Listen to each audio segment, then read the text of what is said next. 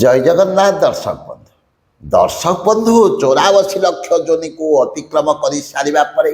ভগবান দয়া করে অনুকম্পা করে গোটিଏ সুন্দর শরীর দেলে ভগবানଙ୍କୁ ଅନେକ ବାର ଆମେ ପ୍ରାର୍ଥନା କଲେ କଲେ ପ୍ରଭୁ ଏ ସଂସାରକୁ ଟିକେ ମୁଁ ଯିବି ମଣିଷ ଶରୀର ଧାରଣ କରି ଯିବି ପୁଣି ଗଲା ପରେ କ'ଣ କରିବି ତୋ କର୍ମ କରିବି ନିଜକୁ ଉଦ୍ଧାର କରିବି ନିଜ ପାଇଁ କିଛି ମଙ୍ଗଳ କର୍ମ କରିବି କିନ୍ତୁ ଯେଉଁ କଥା ଦେଇ ଆମେ ଭଗବାନଙ୍କୁ ଆସିଥିଲେ ଯେତେବେଳେ ସଂସାରକୁ ଆସିଲେ ଧୀରେ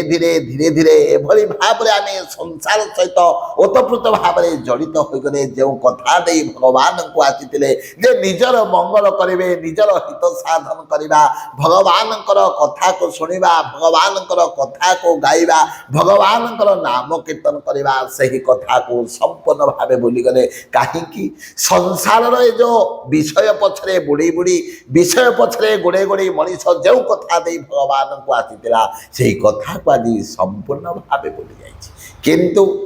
ଯେତେ ସମୟ ପର୍ଯ୍ୟନ୍ତ ମୁଖରେ ଆମେ ଭଗବାନଙ୍କର ନାମ କୀର୍ତ୍ତନ କରିନେ କର୍ଣ୍ଣରେ ଆମେ ଭଗବାନଙ୍କର କଥାକୁ ଶ୍ରବଣ କରିନେ ହାତରେ ଆମେ ଦାନ ପୁଣ୍ୟ କରିନେ ଆଉ ଏ ଚକ୍ଷୁରେ ଭଗବାନଙ୍କୁ ଦର୍ଶନ କରିନେ ସେତେ ସମୟ ପର୍ଯ୍ୟନ୍ତ ନିଜର କୌଣସି ମଙ୍ଗଳ ହେବ ନାହିଁ ସେଥିପାଇଁ ଶାସ୍ତ୍ରକାର କହନ୍ତି ନା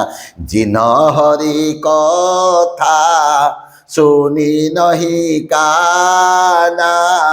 শ্রবণ রন্ধ্র হে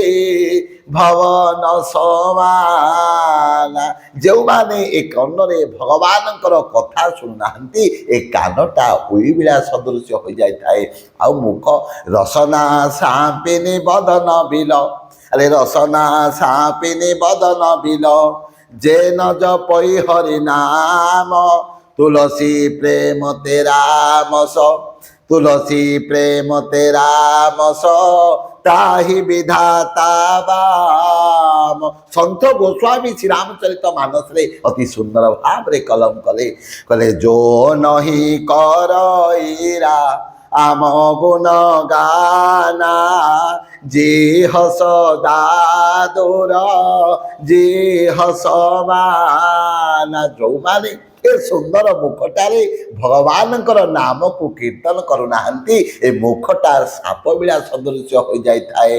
ତେଣୁ ଯୋ ନହି କରଇରା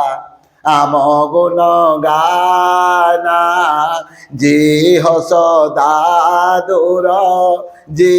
ହସମାନା ସନ୍ଥ ଗୋସ୍ୱାମୀ ସୁନ୍ଦର ଭାବରେ ମାନବ ସମାଜ ପାଇଁ এই কথাটি উপস্থাপন কলে কলে জিন হরি ভগতেরো দয় নহি আনি জীবিত সবস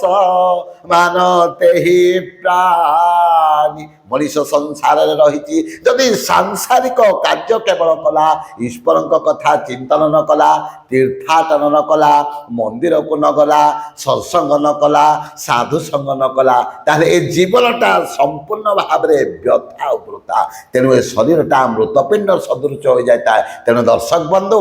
ଏହି ଚ୍ୟାନେଲ ମାଧ୍ୟମରେ ମୁଁ ଆପଣମାନଙ୍କୁ ଏହି କଥା କହିବାକୁ ଚାହେଁ ସୁନ୍ଦର ଶରୀରଟିଏ ପାଇଛେ ଭଗବାନ ବିଷ୍ଣୁ ଭଗବାନଙ୍କୁ ଅନେକ ବାର ତପସ୍ୟା କରିସାରିବା ପରେ ଆଜି ମଣିଷ କ'ଣ କରିଛି ସଂସାରରେ ଜନ୍ମ ନେଇଛି ଭଗବାନ ସୁନ୍ଦର ସଂସାରକୁ ପଠେଇଛନ୍ତି ତେଣୁ ସଂସାରରେ କେବଳ ଜଡ଼ିତ ନ ରହି ଈଶ୍ୱରଙ୍କ କଥାକୁ ଚିନ୍ତନ କରିବା ଜୀବନରେ ଚେଷ୍ଟା କରିବା ସେହି ଭଗବାନଙ୍କର ସତ୍ତାକୁ ଅନୁଭବ କରିବା ଜୀବ ଶିବ ଏକାକାର କରିବା ମାନବ ମାଧବଙ୍କୁ ଏକାକାର କରିବା ଆତ୍ମା ପରମାତ୍ମାଙ୍କୁ ଏକାକାର କରିବା ତାହେଲେ ଯେଉଁ ସଂକଳ୍ପ କରି ଆମେ ସଂସାରକୁ ଆସିଥିଲେ ଆମର ଦେବ ଦୁର୍ଲଭ ମାନବ ଜୀବନଟା ଆଜି ଚରିତାର୍ଥ ଫଳପ୍ରସବ ନଚେତ୍ ଜୀବନ ଚାଲିଯିବ